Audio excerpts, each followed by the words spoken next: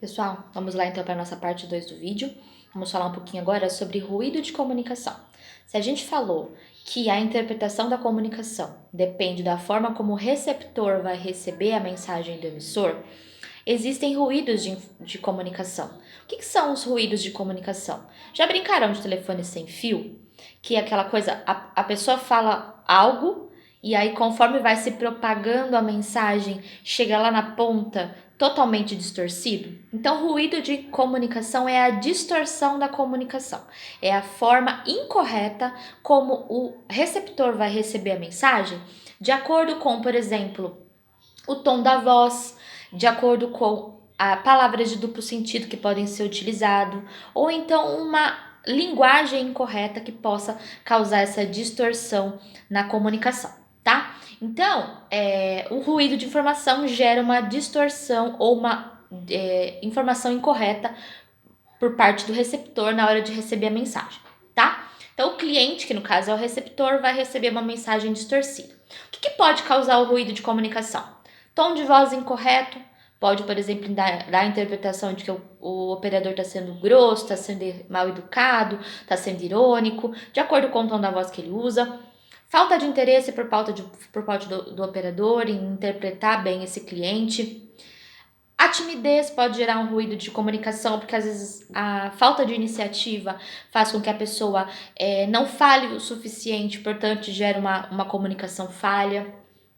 Falta de carisma, hostilidade, não entendimento do tipo de percepção do cliente. A gente vai falar daqui a pouquinho quais são os tipos de percepção do cliente, como que o cliente consegue entender melhor aquilo que o operador está dizendo, de acordo com o tipo de percepção que ele tem.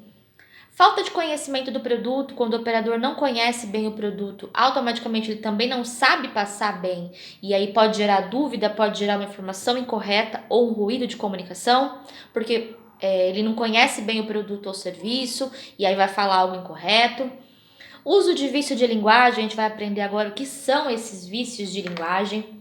Então, vício de linguagem é uma linguagem feia, uma linguagem incorreta, uso de termos incorretos da língua portuguesa. Como a gente já falou, gírias são vícios de linguagem, cacuetes são vícios de linguagem. Então, o que é um cacuete? É uma característica da linguagem que chama atenção para quem ouve.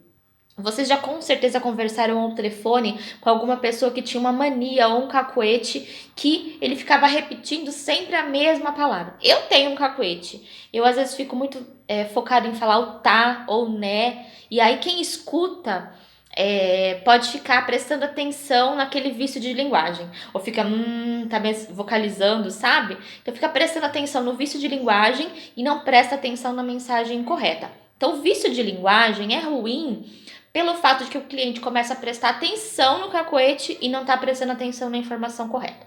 Tudo bem? Então, por exemplo, aqui, ó, o né, imagina, falou, tipo assim, que nem, brigadinho, mano. Então, alguns cacuetes, na apostila de vocês tem uma lista imensa de cacuetes que vocês podem ver na última página do capítulo 9, tá? Fala bastante sobre os cacuetes mais comuns. E aí a gente tem que tomar cuidado quando a gente fica repetindo os cacuetes, porque a pessoa que está falando com a gente no telefone tira o foco daquilo que está prestando atenção para prestar atenção no cacuete.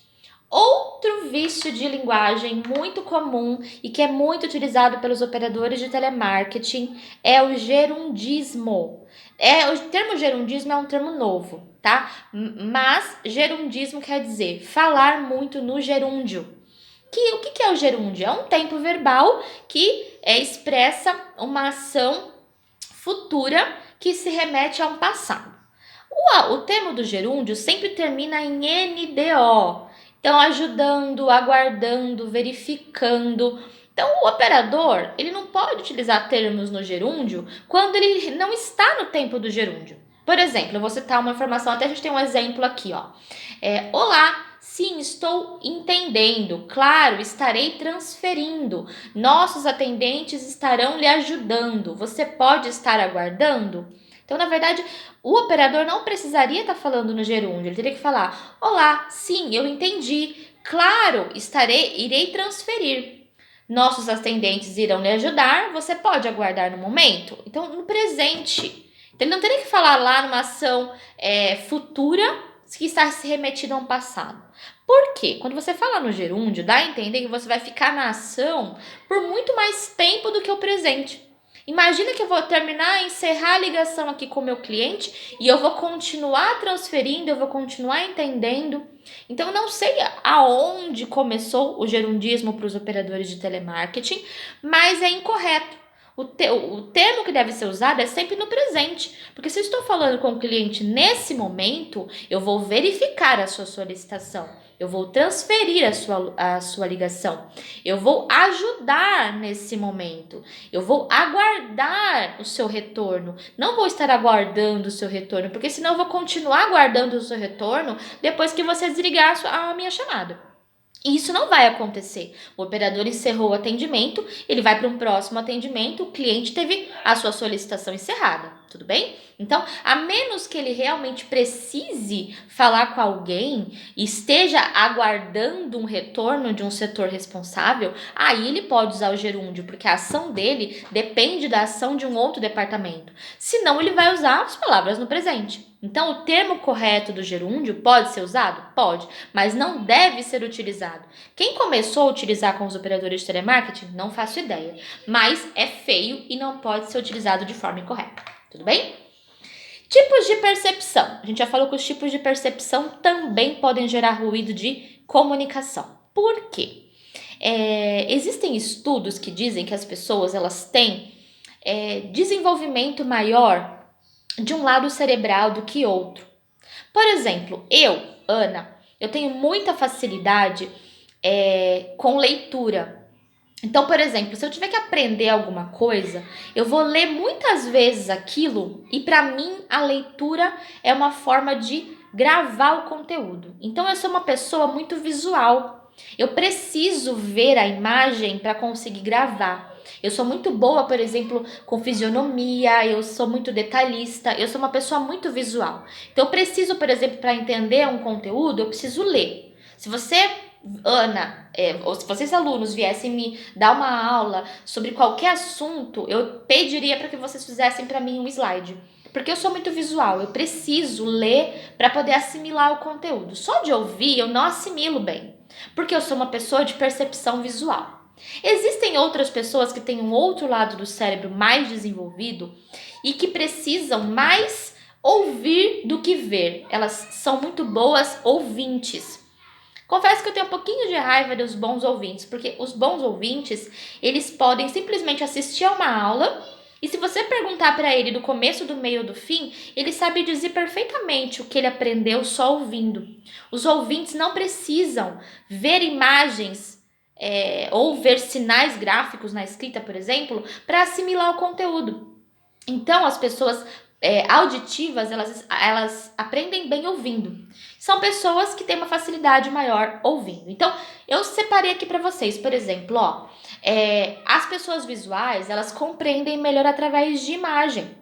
Este tipo de cliente não gosta de ficar ouvindo informações vagas, ele gosta de ouvir informações concretas, detalhadas, porque com riqueza de detalhes ele vai formando na mente dele imagens.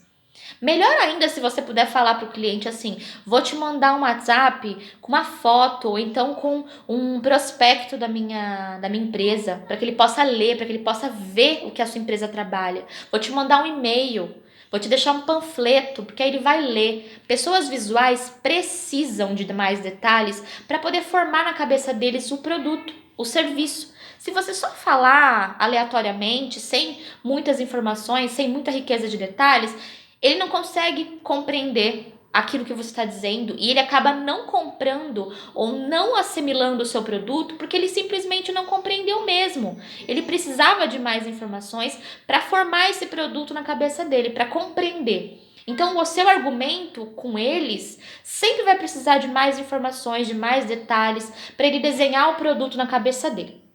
Pessoas visuais compreendem melhor através de imagens. Então não adianta você utilizar argumentos vagos ou não utilizar nenhum recurso visual para ele, porque ele não vai compreender. Então para você poder chegar a ter uma conexão com ele, para que ele possa compreender o seu produto ou o seu serviço, ele precisa disso.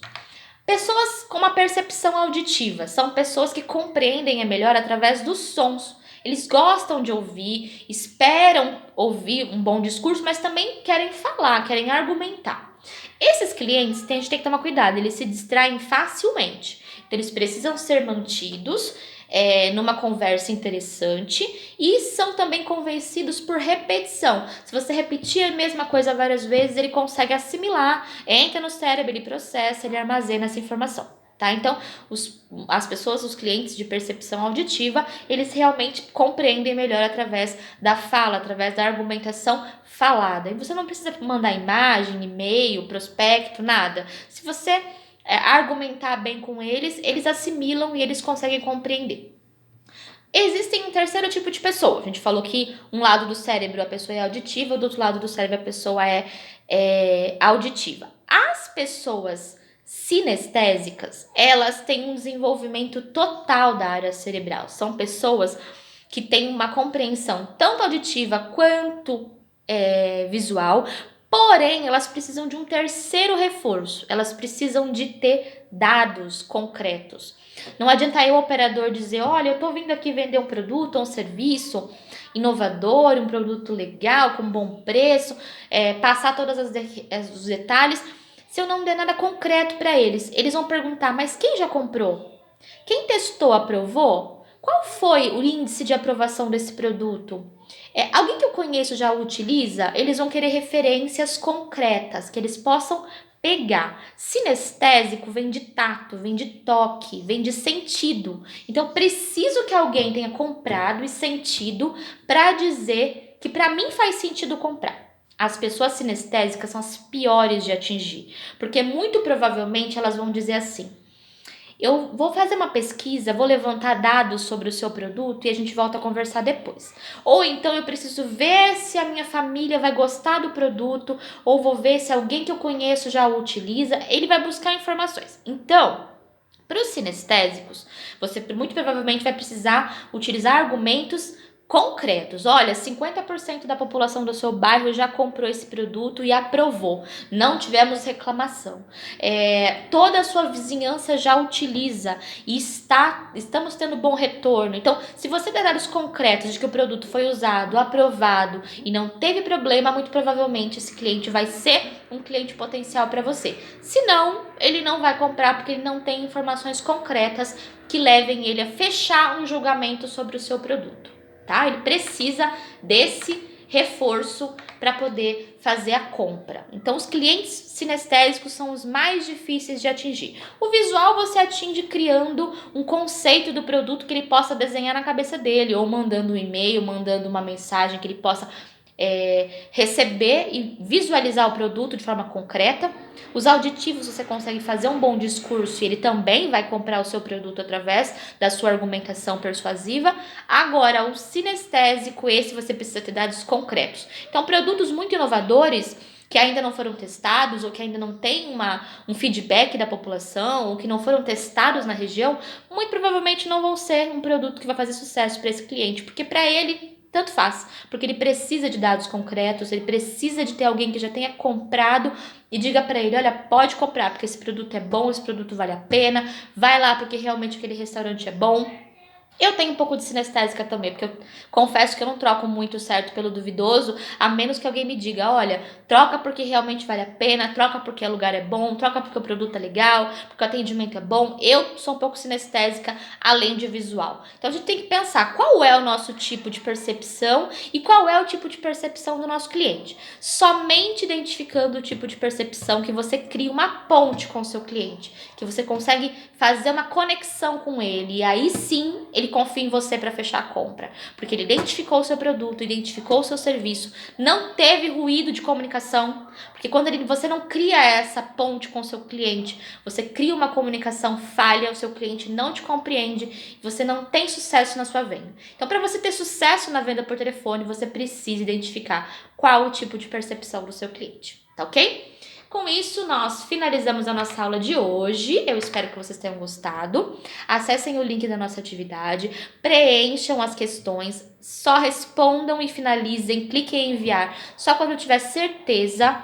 Preencham o nome de vocês, coloquem a turma e coloquem também se é de sexta ou de sábado. Tem gente não preenchendo. Isso vai para um banco de dados onde eu preciso ficar resgatando a atividade de vocês, se não vai para o banco de dados da turma e do horário correto, ok? Então coloquem lá o nome completo, coloquem a turma e coloquem se é de sexta ou de sábado. Somente a turma H que não precisa, porque a turma H só tem no sábado, mas a turma C eu tenho sexta e tenho sábado, tá ok? É isso, pessoal. Fiquem com Deus. Até a próxima aula.